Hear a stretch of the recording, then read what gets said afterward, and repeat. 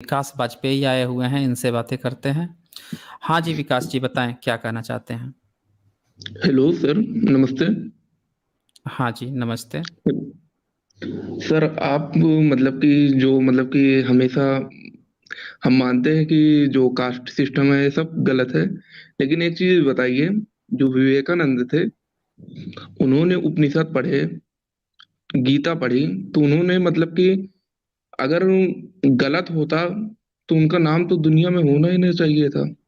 और सुनिए, आपने कहा था कि उपनिषद अश्लील है, तो एक चीज़ ये हुँ। बताइए, आपने कहा था कि उसमें मतलब कि सेक्स के बारे में बात की गई है। तो एक चीज़ बताइए, जैसे कि हम साइंस में पढ़ते हैं proton, neutron and other thing, मतलब कि आप प्रोटॉन, न्यूट्रॉन पढ़ते हैं, लेकिन हमने उनको देखा तो नहीं है, लेकिन हम पढ़ते हैं ना कि होता है। तो उसी प्रकार बच्चे जानते नहीं है कि उसमें आनंद मिलता है, लेकिन उनको बताया जा सकता है ना कि उसमें आनंद मिलता है।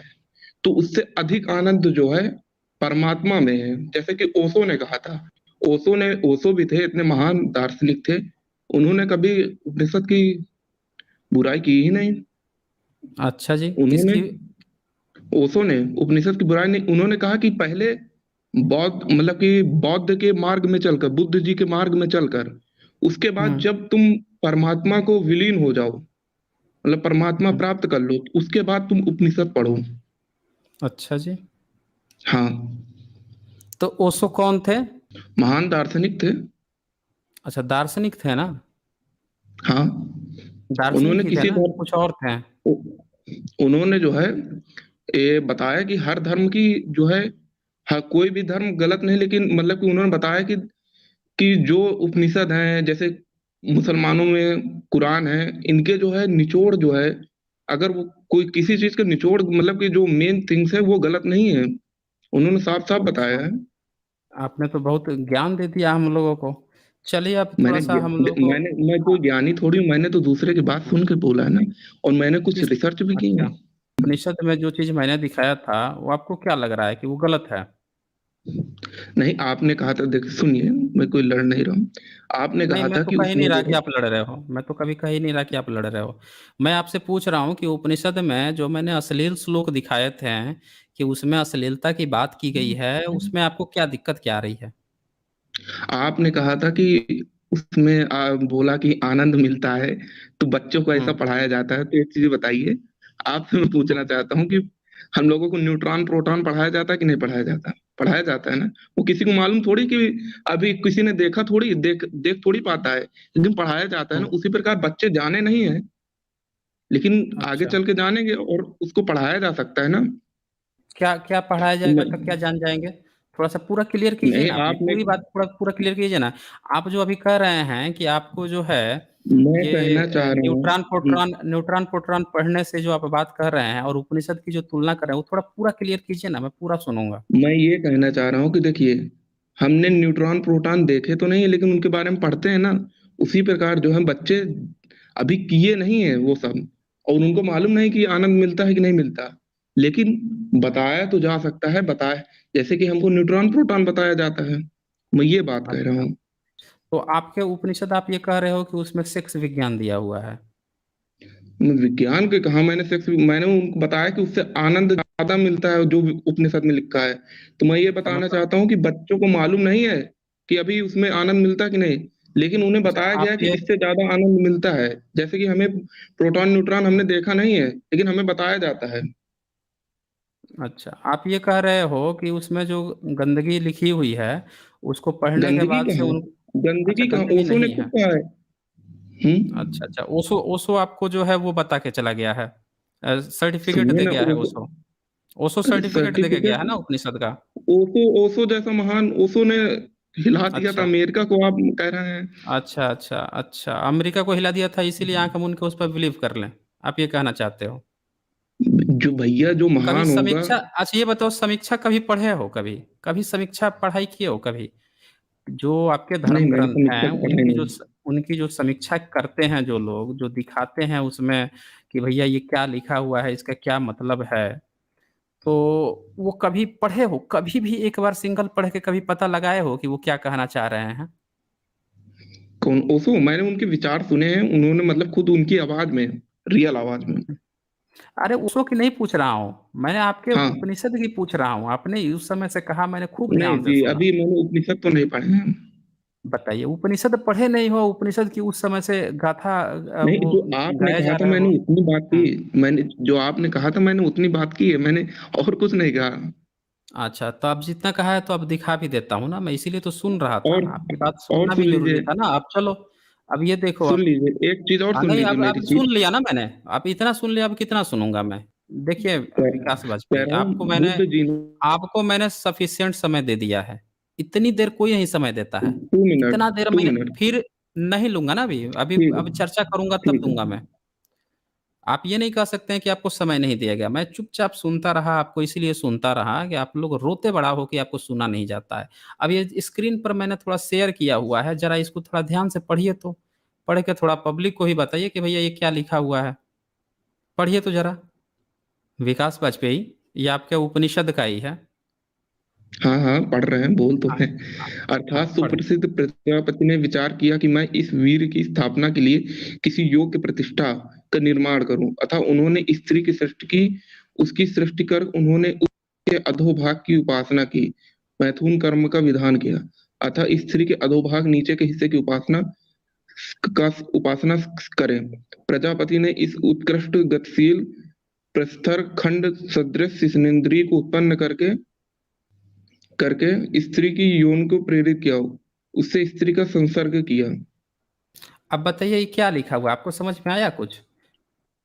ये बृहदारण्यक उपनिषद का जो चैप्टर 6 है, हम्म। उसका 4th सर्ग का 2 श्लोक का अनुवाद है। ये अभी आपने पढ़ा है। ये कह रहा है कि हम्म। सुप्रसिद्ध प्रजापति ने विचार किया कि मैं इस हम्म। वीर्य की स्थापना के लिए, मतलब उसका अपना वीर्य है, उसका जो वीर्य है उसकी स्थापना करेगा, उसको कहीं डालेगा, कहीं रखेगा। कहाँ रखेगा, उसकी स्थापना हाँ, करेगा, तो उसके लिए क्या बोल रहा है? उसके लिए तो चाहे हाँ। ह्यूमन हो चाहे फीमेल तो आवश्यक ही है। हुँ। है ना? विदाउट तो फीमेल पढ़िए ना आगे। एनी। अरे तो पढ़े, पूरा हम्म। तो पढ़ें इसको पहले। हम्म। स्थापना के लिए किसी योग्य प्रतिष्ठा, आधार भूमि का निर्माण करूँ। यानी एक महिला का निर्माण करूँ, एक ऐसा आधार प्रतिष्ठा जो का योग्य निर्माण हो। करूँ जहाँ पे मैं इसकी, हाँ, जहाँ पे मैं इसकी वीर्य की स्थापना करूँ, रखूँ उसको।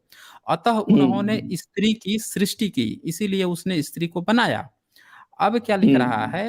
उसकी सृष्टि करके उन्होंने उसके अधोभाग की उपासना की। अब उपासना की का हम्म। मतलब क्या है इसमें?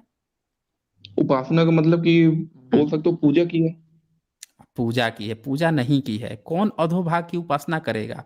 अरे महिला बना दिया जहाँ पे अपना वीर्य डालने के लिए वो बोल रहा है, उसकी वो पूजा कर रहा है। भैया उपासना का यहाँ मतलब है कि उसके साथ उसने सेक्स किया, मैथुन कर्म का विधान किया, लिखा हुआ है ब्रैकेट में।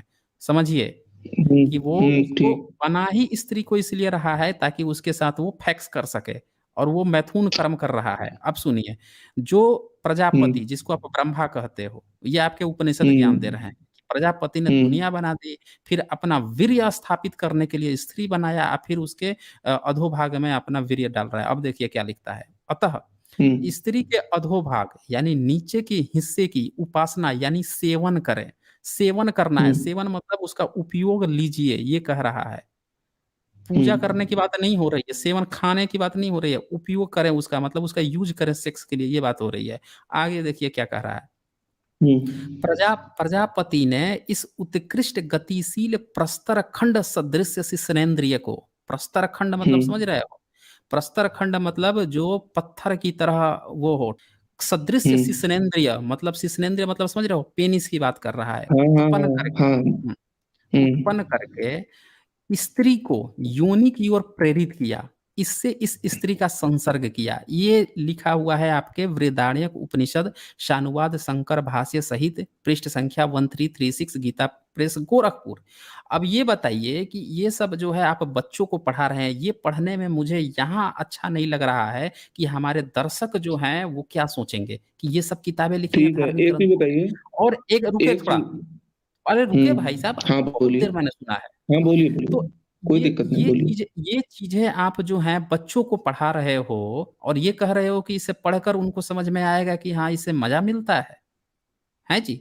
अच्छा थोड़ा रुकें, रुकें अभी और दिखाता हूँ, ये तो अभी कुछ भी नहीं है। जिस ये तो जिस मैंने जिस उपनिषद ये ने तो जो है बताया हो कि रुके भाई साहब हम्म। रुके, क्यों क्यों आप वो करते हो? थोड़ा-सा रुकें। अब आगे थोड़ा सा पढ़िए, ये क्या कहते हैं, प्रजापति ने मन में यह संकल्प किया। आप ये बताइए, कोई व्यक्ति जो है स्त्री को बनाएगा, बना के खुद ही उसके साथ सेक्स करेगा? आगे थोड़ा पढ़िए ना, ये क्या लिख रहा है। प्रजापति ने मन में संकल्प किया कि मनुष्य वंश को बढ़ाना चाहिए, यह सोचकर स्त्री को पैदा किया और उसने अपने अधोभाग में स्थित किया, इसीलिए रति समय में उसको अधोभाग में रखते हैं। ये सब लिख दिया। अभी दिखाता हूँ आपको, थोड़ा सा ये कीजिए। हाँ, ये थोड़ा सा पढ़िए। बृहदारण्यक उपनिषद का अध्याय चैप्टर 6 का 4th सर्ग का 3 श्लोक पढ़िए। ये पढ़िए तो, ये क्या पढ़ा रहे हैं आप? चलिए ठीक है। नहीं, ठीक है, पढ़िए हमने ना आपकी इसको। बात मान ली। इसको नहीं नहीं, इसको पढ़िए ना आप, अर्थात इसको पढ़। हाँ, पढ़िए। अर्थात स्त्री की उपस्थेंद्री वेदी है, वहां के रोए कुशा है। योनि का मध्य भाग प्रज्वलित अग्नि है। योनि के पास भाग में जो दो कठोर मांसखंड है, उनको मुस्क कहते हैं। वाजपेय यज्ञ करने से यज्ञपान को जितना पुण्यलोक प्राप्त होता है, उतना उसे भी प्राप्त होता है। जो इस प्रकार जानकर मैथुन का आचरण करता है, वह इन स्त्रियों के पुण्य को अवरुद्ध कर लेता हो। और जो इसे नहीं जानता, वह यदि मैथुन करता है तो स्त्री या ही उसके पुण्य को अवरुद्ध कर लेती हैं।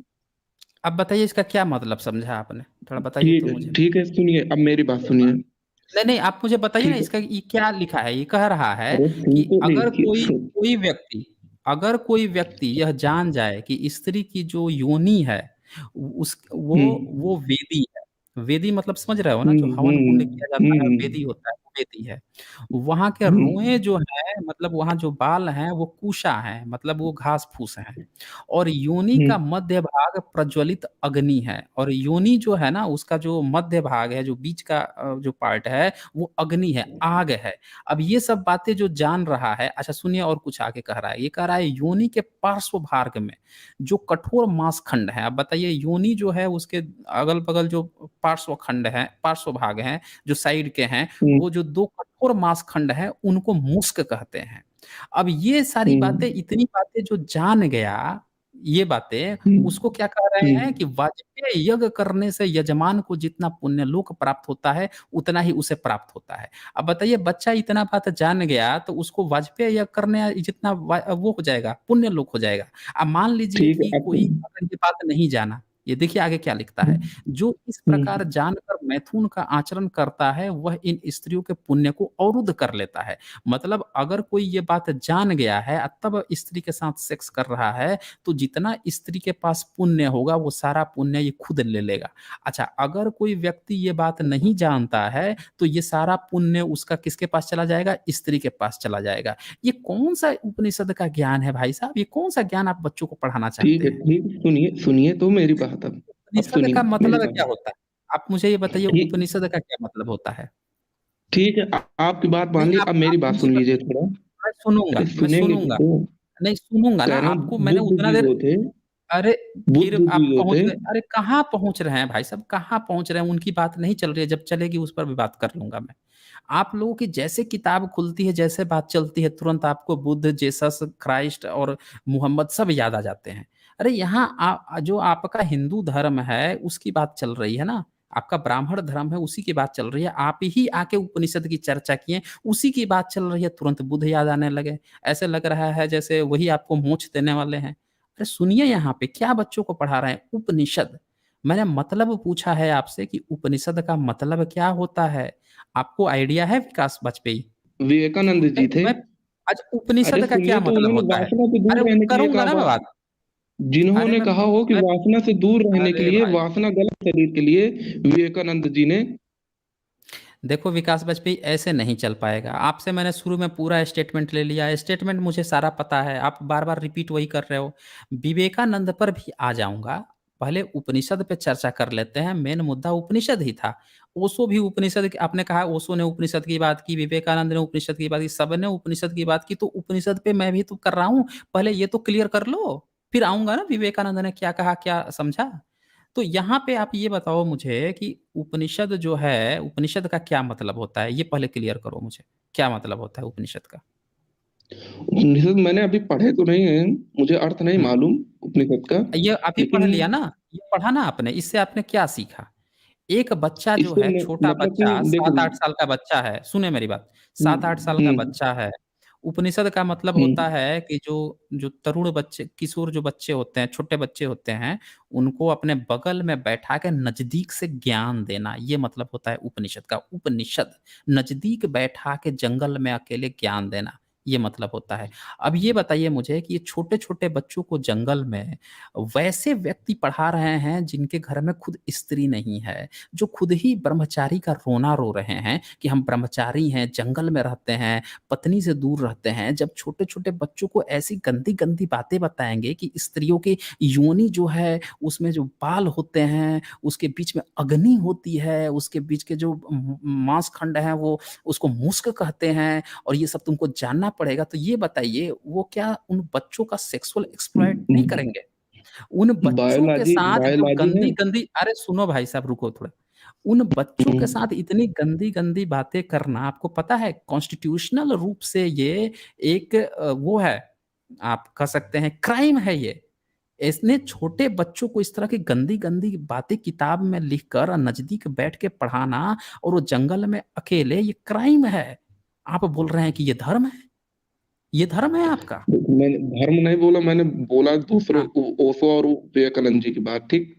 उसके बाद आप भाई साहब, सुनिए वो विवेकानंद जी। ओशो, अच्छा ओशो के आश्रम में क्या होता था? थोड़ा बताएँ तो मुझे। ओशो के मैं आश्रम ओशो के में क्या आश्रम होता गया था? थोड़ी हूँ, मेरी तो उम्र अरे अभी आप नहीं गए 20 हैं, साल है आप जब तो मैं पैदा। जब आपकी आपकी उम्र कितनी है विकास वाजपेयी? मेरी जो 20 वर्ष है आयु। बताइए, आपकी इतनी कम उम्र है, 20 वर्ष हैं आपके, और आप जो हैं धर्म को बचाने चले हैं, और आप ओशो का नहीं, उदाहरण मैं दे रहे धर्म हैं। को बचाने और नहीं, मैं और जो है मैं अरे देखिए, मैं अरे रुके, खंडन रुक करता जाओ हूँ भाई। अरे सामंतवाद, जातिवाद रुक पूरा। जाओ, रुक जाओ। आप सबका खंडन करते हैं, लेकिन उपनिषद पर जो है आपको बड़ा ज़ोर लग रहा है कि भई उपनिषद में ये जो गंदी बातें लिखी हैं, इसको ये लोग क्यों कह दे रहे हैं कि गंदी बातें लिखी हैं? इसको सही कहना चाहिए।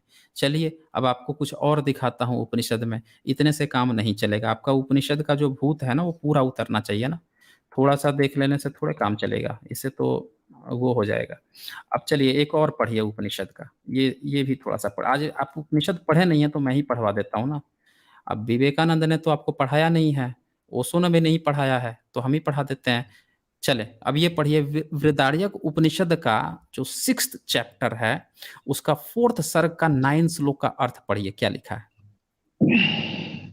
अर्थात पुरुष अपनी जिस पत्नी के संबंध में ऐसी इच्छा करे कि यह मुझे हृदय से चाहे, उसकी यौन में अपनी जननेंद्रिय को स्थापित करके और अपने मुख से उसके मुख को मिलाकर उसके उपस्थित का स्पर्श करते हुए इस मंत्र का जाप करे। उपस्थत भाग, हे वीर तुम मेरे उपस्थत भाग। प्रत्येक उपस्थित भाग यौन प्रदेश का स्पर्श करते हुए इस मंत्र का जाप करे, जप करे। हे वीर तुम मेरे प्रत्येक अंग में प्रकट होते हो, विशेषतः हृदय से नाड़ी द्वारा तुम्हारा प्रादुर्भाव होता है। तुम मेरे अंगों के रस हो, अतः जिस प्रकार विष लगाए हुए बाण से घायल हरणी मूर्छित हो जाती है, उसी प्रकार तुम मेरी इस पत्नी को मेरे प्रति उन्मत्त बना दो, इसे मेरे अधीन कर दो। हाँ, ये तो अब बताइए। मुझे भी हुँ। लग रहा है सेक्सुअली है, लेकिन अब ये मैं अब थोड़ा-सा बात करना सुनिए, चाहता हूँ, थोड़ा चलिए रुके, मान लिया थोड़ा कि ये रुकिए गलत है भाई साहब। तो यहाँ पे बात सिर्फ़ गलत की नहीं है, बोलिए। यहाँ पे कुछ और भी लिखा हुआ है ना। आपने ध्यान नहीं दिया, यहाँ पे लिख रहा है पुरुष अपनी जिस पत्नी के, ये अपनी पत्नी नहीं लिख रहा है, अपनी जिस पत्नी के, जिस पत्नी मतलब यहाँ ये भी बताया जा रहा है कि पुरुष जो है वो कई सारी अब औरतें भी रख सकता है।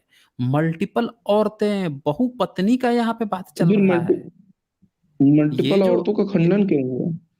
अरे मल्टीपल औरतों का खंडन आपका ये नहीं कर रहा है ना, आपका बृहदारण्यक उपनिषद तो कह रहा है। ये तो कह रहा है, आपके शंकराचार्य जो है वेदांती था, उसने भी उपनिषद कह बहुपत्नी का रहा बोला है है। वो तो कह रहा है कि ये जो स्त्री आ जाए सोने के लिए उसके साथ सो ही जाओ, छोड़ो मत उसको। उसने ये भी कहा है। वो मैं कई बार दिखा तो जब चुका हूँ, अब फिर ब्राह्मणवाद दिखा ने सब दूँगा। कुछ कह रहा हूँ, अरे जब ब्राह्मणवाद ने सब कुछ आप किया तो ब्राह्मण हो इसको भी ना? तो फैलाना चाहिए था। आप नहीं, भी तो मैं ब्राह्मण हो ना? ब्राह्मण हूँ। हुँ, हुँ। हाँ, लेकिन आप कह हो रहा हूँ ना? जब ब्राह्मणवाद ने ये सब फैलाया था तो हुँ। इसको भी फैलाना चाहिए था। था ना, 3 बहुपत्नी विवाह का तो वाला, सिद्धांत था 4 ही। विवाह, 5 विवाह करो। हाँ, तो है ना, हाँ? बहुपत्नी का तो था ही। आपको नहीं पता है? आपने कभी कॉन्स्टिट्यूशन नहीं पढ़ा है कि कब राम भारत जी ने तो में, अरे राम रुको भाई साहब, अरे राम जी फिर हवा में हाँ, चले गए बोलिए। काल्पनिक चीज़ में। जो चीज़ है ही नहीं उसकी बात करने लगे, ठीक है, जो प्रैक्टिकल है बोलिए, पहले कोई उसका तो दिक्कत सुनो। हुँ। भारत हाँ, में बोलिए। किसने बहुपत्नी पर रोक लगाई थी? कॉन्स्टिट्यूशन कौन सी धारा ने भारत में बहुपत्नी पर रोक लगाई हुई है? मुस्लिम को 4 शादी अलाउ है। आपको पता है भारत में हुँ। ब्राह्मणिकल जो सिस्टम है जिसको आप हिंदू धर्म कहते हो, उसमें भी बहुपत्नी था। वो कॉन्स्टिट्यूशन के माध्यम से रोक लगाया गया है। हिंदू कोड बिल का नाम सुना है आपने?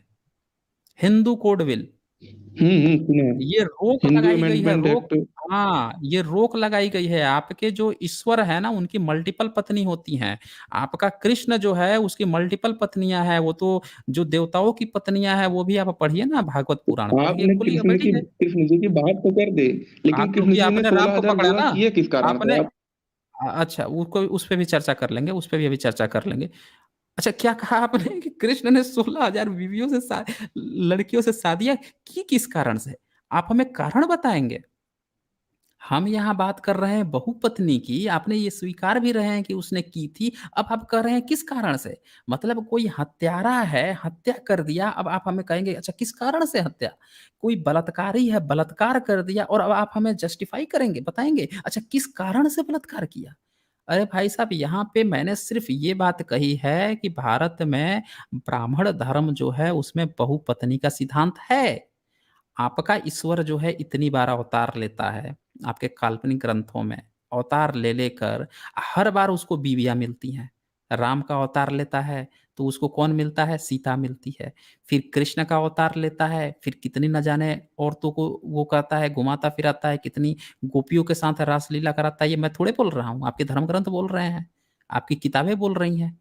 तो क्या कृष्ण राम के बाद आया, पिछले बार कुछ कमी रह गई थी क्या? इस बार सारा मिटाना चाहता है? और ये उस ऊपर विष्णु के रूप में बैठा है, उसकी ऑलरेडी एक पत्नी है।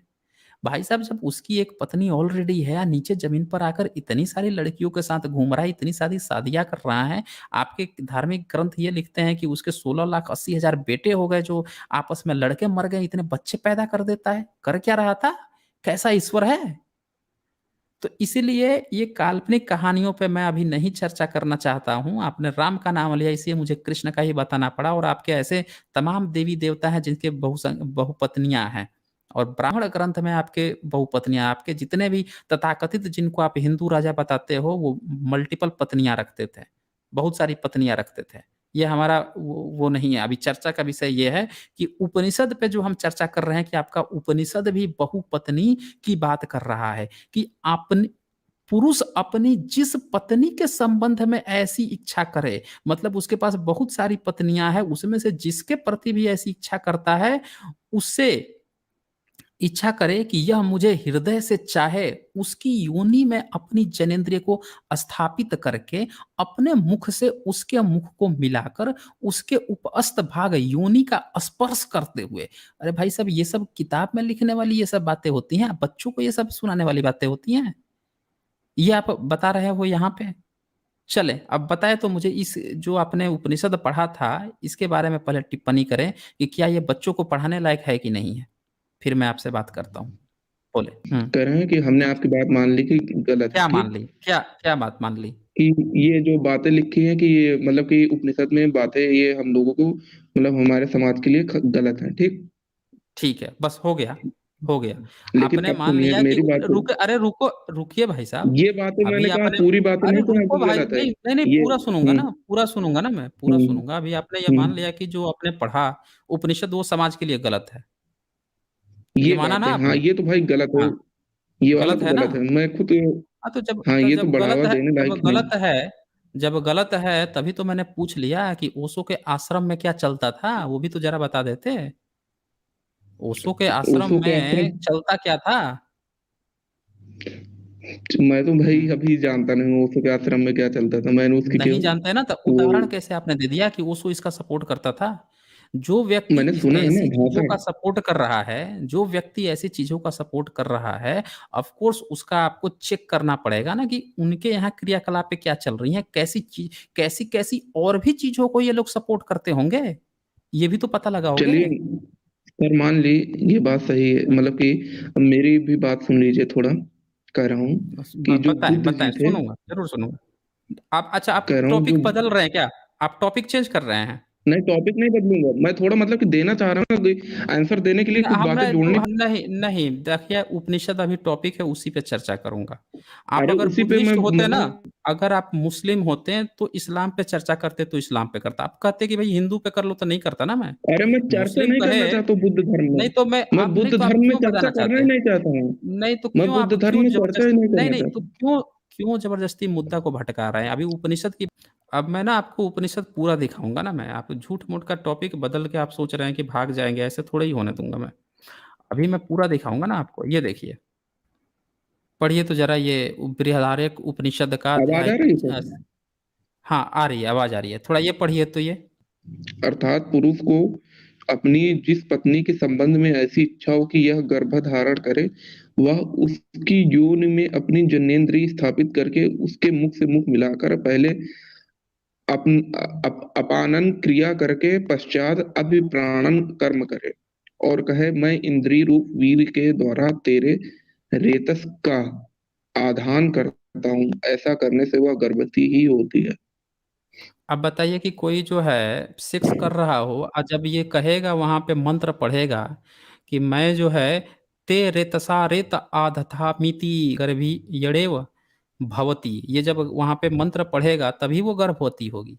ये बृहदारण्यक उपनिषद ज्ञान सिखा रहा है कि जब तक वो मंत्र नहीं पढ़ेगा, मंत्र पढ़ेगा तभी, लिख रहा है ऐसा करने से वह गर्भवती ही होती है। मतलब अगर जो है वो बायोलॉजी के सारे नियम भूल जाओ आप, कि सेक्स में जो मासिक धर्म होता है उसका हम्म। क्या रोल होता है, वो सारा चीज भूल के ये मंत्र आप पढ़ दोगे सेक्स करते समय, तो ऐसा करने से वह गर्भवती ही होती है। अब बताइए ये ऐसा तो कोई अनसाइंटिफिक बात है ये कि तो नहीं है? लॉजिक गलत है। ये तो है ना? लॉजिक गलत है। तो हाँ, ये लॉजिक उपनिषद जो है गलत है। गलत है ना, और दिखा देता हूँ आपका, अभी तो बहुत उपनिषद चीज है नहीं ना गलत, पूरा उपनिषद। तरह से नहीं गलत सर, अगर पूरे गलत होते तो अच्छा नहीं नहीं, कोई पूरा भी तो, नहीं गलत, नहीं नहीं, अगर हर अच्छा चीज चलो गलत चलो, होती। अच्छा ठीक है ठीक है। अभी तो मैंने कुछ सैंपल आपने दिखा पूरी था, उपनिषद पढ़ी है? एक और सैंपल पढ़ो ना, एक और सैंपल पढ़ लो। हम्म। चलो बृहदारण्यक उपनिषद का चैप्टर 6 का फोर्थ सर्ग का 14 श्लोक आप पढ़ो। अध्यात्म उपनिषद उठाइए ना, अध्यात्म उपनिषद। अरे भैया ये कितने उपनिषद होते हैं बताओ ना मुझे, कितने उपनिषद होते हैं? 108। 108। 100? अच्छा अच्छा, पुराने कितने हैं? पुराने तो शायद 12 थे शायद। अच्छा 12 थे। अच्छा वेदांत कितने होते हैं? वेदांत तो मैंने पढ़े नहीं, तो मुझे मालूम नहीं है कितने होते ना उपनिषद नहीं पढ़े हैं। पता है। चलो अच्छा, हम्म। शंकराचार्य वेदांती थे। जो शंकराचार्य है शंकराचार्य। 9वीं सदी का, 9th सेंचुरी के हाँ थे। मालूम, 9th सेंचुरी भक्ति आंदोलन के टाइम शायद। नहीं नहीं, भक्ति भक्ति आंदोलन के नहीं आंदोलन थे के वो टाइम पे था। वो प्रछन्न बोध हाँ कहा हाँ, गया है सॉरी, उनको। नहीं थे। हाँ हाँ। हाँ। तो अब ये बताओ आप मुझे कि शंकराचार्य जो है उसको वेदांती कहा गया। जो ओल्डेस्ट 5 to 6 जो उपनिषद होते हैं ना, उन्हीं को वेदांत कहा जाता है।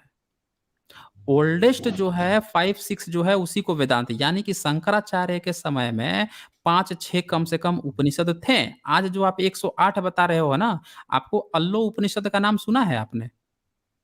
अल्लाह उपनिषद सुना का है। नाम सुना है? हाँ, तो अल्लाह उपनिषद अकबर के समय में लिखा गया था, आपके ब्राह्मणों ने लिखा था, चाटुकारिता में लिखा था। तो उपनिषद 108 जो बता रहे हो ना, वो मुगल काल में और अंग्रेजों के समय में लिखा गया है। पुराने जो हैं, जो 9वीं सदी तक आए थे, उसमें माना गया है कि 5 6 तब तक अवेलेबल थे। वो भी महायान शाखा से कॉपी उछाड़ो, वो अलग मुद्दा है, उस पर नहीं जाऊंगा अभी। यहाँ पे मैं बात करता हूँ कि ये जो बृहदारण्यक उपनिषद है, ये बोल। ओल्डेस्ट उपनिषद में आता है। आपके जो 11 और 12 जो कह रहे हो ना, 13वां कौशितकी कहा जाता है, ये हम्म। बृहदारण्यक इन 13 जो सबसे पुराने माने जाते हैं उसमें आता है। अब पढ़ो तो ये जरा, बृहदारण्यक उपनिषद अध्याय 6 का फोर्थ सर्ग का 14 श्लोक क्या कह रहा है, पढ़ो आप, जो ऊपर वाला है। अर्थात जो पुरुष चाहता हो कि मेरा पुत्र शुक्ल वर्ण का हो, एक वेद का अध्ययन करे और पूरे 100 वर्षों की आयु प्राप्त करे, उसे चाहिए कि पति पत्नी दूध और चावल को पकाकर खीर बना लें और उसमें घी मिलाकर खाएं। इससे वे उपयुक्त योग्यता वाले पुत्र को उत्पन्न करने में समर्थ होते हैं। या शुक्ल हम्म वर्ण के पुत्र के लिए शुक्ल वर्ण के दूध और शुक्ल वर्ण के चावलों की खीर की बात कही गई है।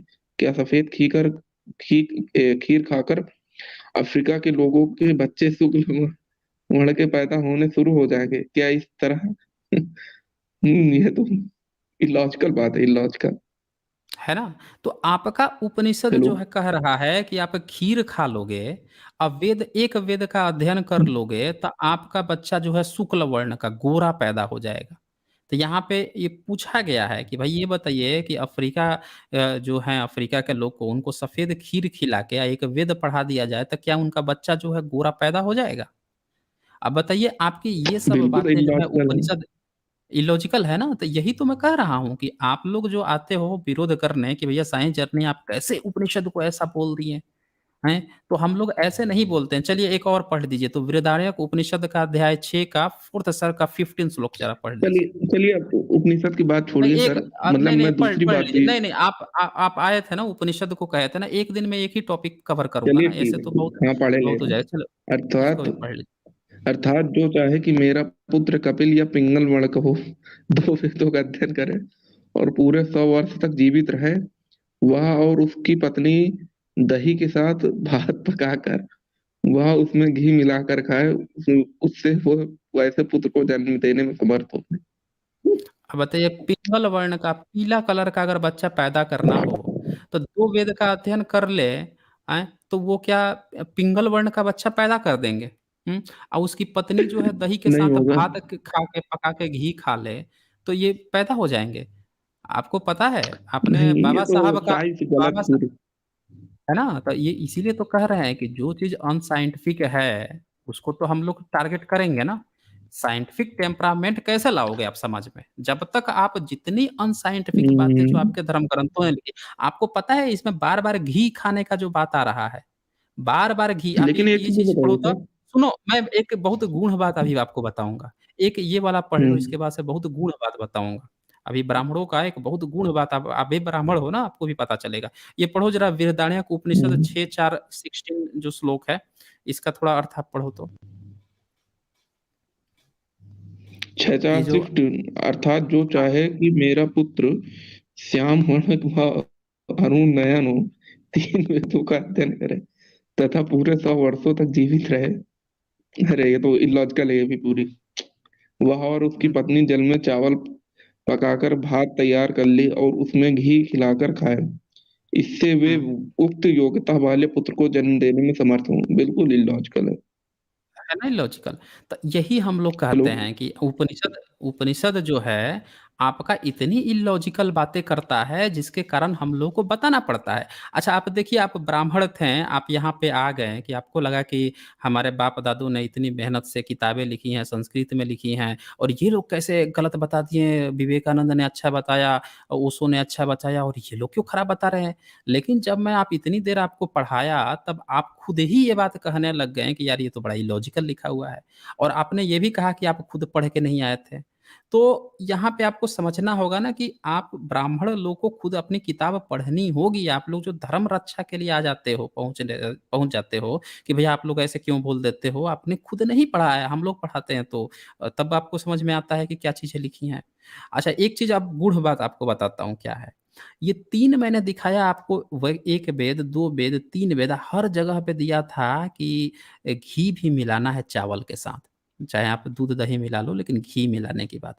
जब एनहिलेशन ऑफ कास्ट बाबा साहब की जब आप किताब पढ़ोगे, तो वहाँ पे बात आती है, वो कहते हैं, वो लिखते हैं कि न तकरीबन 1928 के जो उस समय का एक अंग्रेजी अखबार था, उसने इस चीज़ को कवर किया कि घी का पकवान एक व्यक्ति जो था जिसको सो कॉल्ड आप लोग अछूत कह देते हो, तो वो जो व्यक्ति है तीर्थयाटन करके आया अपने पड़ोसी-वड़ोसी और अपने रिश्तेदारों को घी के बने हुए पकवान खिलाने के लिए गया, तो आपके जो धर्म के रक्षक लोग थे पहुँच गए लाठी डंडा लेकर और सारा पकवान नष्ट कर दिया, सबको लाठी से मार-मार के तोड़ दिए थे।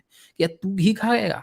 अबे घी तो हम लोग खाते हैं, हमारा ब्राह्मण धर्म के लोग खाते हैं क्योंकि घी खाने से जो है उक्त योग्यता वाला जो है बच्चा पैदा होगा क्योंकि उपनिषदों में लिखा है कि भात में घी मिला के खाने का अधिकार तो हमारा है। तुम लोग घी खा रहा है, उत्तम बच्चा पैदा कर देगा। तो ये एक गूढ़ बात है कि आपके धर्म ग्रंथ सिर्फ़ ये नहीं सिखाते हैं, अंधविश्वास नहीं सिखाते हैं। एक कुछ ख़ास वर्ग को कट्टरता भी सिखाते आए हैं, जो ख़ास वर्ग जो है दूसरों पर अत्याचार भी लगातार करते आया है। और ये धर्म ग्रंथ आप लोगों में कभी ह्यूमैनिटी नहीं विकसित होने देते हैं, कभी जो है ब्राह्मणिकल जो लोग मानते हैं, वो क्या कह रहा है, कह रहे जो भी है हमारा धर्म है, मान रहा है। गीता किसी ने पढ़ा नहीं है, बस गीता कृष्ण ने कहा है, मान रहा है। कैसे आया, कौन लिखा, कौन सुना, किस भाषा लिपि में लिखा, कैसे लेकर आया, कुछ पता नहीं है, मान रहा है क्योंकि किसी ने कह दिया है। ये सारी चक्कर के कारण सारी चीजें गड़बड़ होती हैं। तो मेरे ख्याल से आपको मैंने काफी समय भी दिया, आपसे पॉइंट भी लिया। अब मैं लास्ट पॉइंट आपसे लेता हूं, आपको जो कहना है छोटे शब्दों में समराइज कर दीजिए बस। बोले विकास वाजपेयी। सर मैं ये कहना चाह रहा हूँ कि आप खुद मतलब काटना नहीं, मैं ये कहना चाह रहा हूँ कि जो बुद्ध जी थे उन्होंने ध्यान के लिए कहा था कि ध्यान से हमें ज्ञान प्राप्त होगा, ठीक। ये बातें जो है, जो हमारे क्या बोलते हैं, उनका नाम क्या था, शिव जी ने भी कहा है। उन्होंने तो 112 प्रकार के ध्यान दिए हैं जिनसे कि हम मतलब। देखिए विकास वाजपेयी, अपना मुद्दा फिर चेंज कर रहे हैं। मैं जानता हूं कि ब्राह्मण जो होते हैं उनको उनकी कितनी भी गंदगी दिखा दी जाए, सार्वजनिक रूप से स्वीकार भी कर लेंगे गंदगी लिखी है, फिर वो मुद्दा बदल के अपना ब्राह्मण जो उनका धर्म है झूठ बोलना और प्रोपगंडा खड़ा करना, उससे बाज नहीं आते। आप भी वही कर रहे हैं। हमारा काम था, अपने उपनिषद की चर्चा की, उपनिषद से भाग गए। लेकिन एक और भी कहावत है कि ब्राह्मण का जब पूरी पोल खुल जाती है, तो वो जब वेद की खुलेगी तो उपनिषद की चर्चा करेगा, उपनिषद की पोल खुलेगी तो गीता की चर्चा करेगा, गीता की जब पोल खुलेगी तो पुराण पे जाएगा, पुराण की जब पोल खुलेगी तो अध्यात्म की बात करेगा, अध्यात्म की जब बात खुलेगी तो फिर योग संन्यास और कुछ न कुछ भक्ति मार्ग और कुछ न कुछ जरूर खोज लेगा। कुछ जब सारा चीज से हार जाएगा तो नास्तिक बन जाएगा, नास्तिक बन के भी फिर अपना प्रोपगंडा जरूर जारी रखेगा वो। तो आपका हाल वही है। मुझे आपको इसीलिए रोकना पड़ गया क्योंकि मैं चाह रहा था कि आज आपने उपनिषद पे जो चर्चा की थी, उपनिषद पे मैंने आपको समय दिया था कि उपनिषद पे आपने क्या सीखा, क्या कंक्लूजन, वो चाह रहा था मैं। लेकिन आप जो है मुद्दा बदल दिए, मुद्दा बदल के अब शिव पर चले गए। अब मैं इतना समय दूँगा नहीं क्योंकि ये दर्शक मेरे बार-बार मुझसे कहते हैं कि सर किसी को इतना समय मत दीजिए। आपको ऑलरेडी समय दे चुका हूँ, तो मुद्दा बदल के अब शिव का जब है ना, अगली बार आइएगा तो आपके शिव पर चर्चा कर लूँगा मैं। चलें।